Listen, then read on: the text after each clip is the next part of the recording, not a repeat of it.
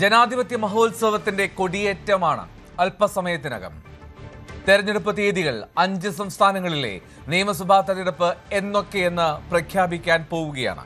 കേരളം, അസം, പശ്ചിമ ബംഗാൾ, തമിഴ്നാട്, പുതുച്ചേരി എന്നിവിടങ്ങളിലെ തെരഞ്ഞെടുപ്പ് തീയതിയാണ് 4 മണിക്ക് ആരംഭിക്കുന്ന വാർത്താ സമ്മേളനത്തിൽ മുഖ്യ തെരഞ്ഞെടുപ്പ് കമ്മീഷൻ പ്രഖ്യാപിക്കുക. കേരളത്തിൽ തെരഞ്ഞെടുപ്പ് ഒറ്റഘട്ടമായിരിക്കും എന്നാണ് സൂചന. ആകാംക്ഷയോടെ കാത്തിരിക്കുകയാണ് മുഴുവൻ ജനാധിപത്യ വിശ്വാസികളും. എന്നാണ് തെരഞ്ഞെടുപ്പ് ഒരുക്കങ്ങളിലേക്ക് എങ്ങനെ കടക്കുന്നു എന്നെല്ലാം അറിയാനായി രഞ്ജിത്ത് രാമേന്ദ്രനിലേക്ക്. കാത്തിരുന്ന ആ പ്രഖ്യാപനത്തിന് ഇനി കേവലം മണിക്കൂറുകൾ മാത്രമാണ് ബാക്കിയുള്ളത്.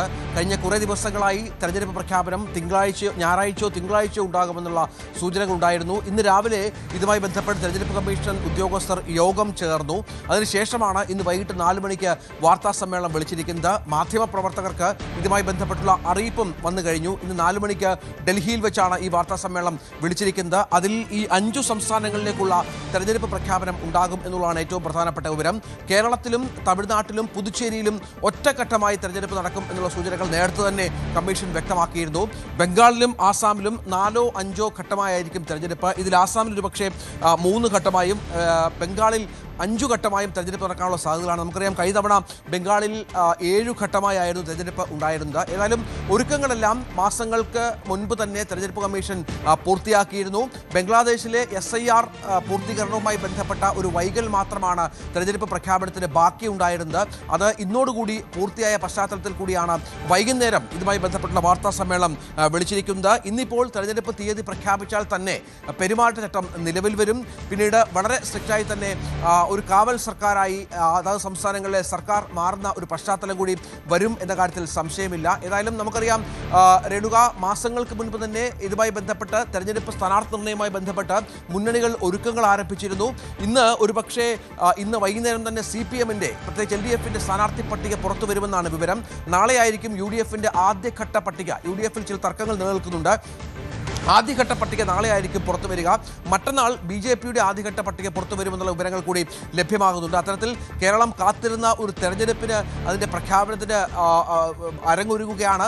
മനസ്സിലാക്കേണ്ടത്, ഒരുപക്ഷെ 15-നും 30-നും ഇടയ്ക്ക്, ഏപ്രിൽ 15-നും 30-നും ഇടയ്ക്ക് നമുക്ക് 2 കാര്യങ്ങളുണ്ട്. ഒന്ന്, തൃശ്ശൂർ പൂരവുമായി ബന്ധപ്പെട്ടും വിഷുവുമായി ബന്ധപ്പെട്ടുമൊക്കെ ആശങ്കകൾ തെരഞ്ഞെടുപ്പ് കമ്മീഷന്റെ രാഷ്ട്രീയ പാർട്ടികൾ അതത് യോഗങ്ങളിൽ അറിയിച്ചിരുന്നു. അവരുടെ പ്രതിനിധികൾ പങ്കെടുത്തിരുന്നു.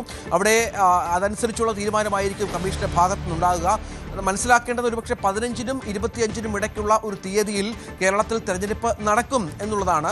ഇത് ഈ പറഞ്ഞ വിഷു കഴിഞ്ഞ് തൃശ്ശൂർ പൂരത്തിന് മുൻപുള്ള ഒരു ഡേറ്റിലേക്കായിരിക്കും കാര്യങ്ങൾ പോവുക. ഒരുപക്ഷെ മെയ് ആദ്യ വാരത്തോടു കൂടിയാകും വോട്ടെണ്ണൽ ഉണ്ടാവുക എന്ന സൂചനകൾ കൂടി ഇപ്പോൾ പുറത്തു വരുന്നുണ്ട്. ഈ പറഞ്ഞ 5 സംസ്ഥാനങ്ങളിലെയും തെരഞ്ഞെടുപ്പ് പ്രക്രിയകൾ പൂർത്തിയായ ശേഷം മാത്രമാണ് വോട്ടെണ്ണലിലേക്ക് കമ്മീഷൻ കടക്കുക. അത്തരത്തിൽ വളരെ ഗൗരവതരമായ രീതിയിലുള്ള ക്രമീകരണങ്ങൾ ഒരുക്കിയിട്ടുണ്ട്.